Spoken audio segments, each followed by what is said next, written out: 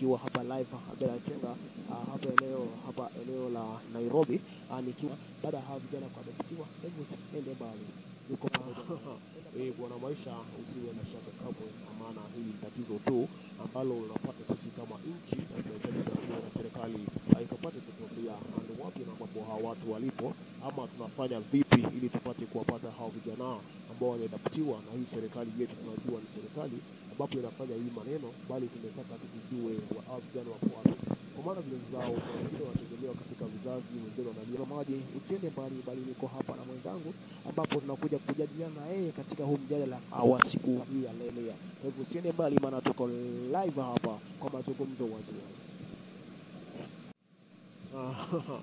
Bwana Maisha, usiwe na shaka kabla, maana hili tatizo tu ambalo unapata sisi kama nchi na tunahitaji na serikali haikapate kutokea ndio wapi na ambapo hawa watu hawana watu wengine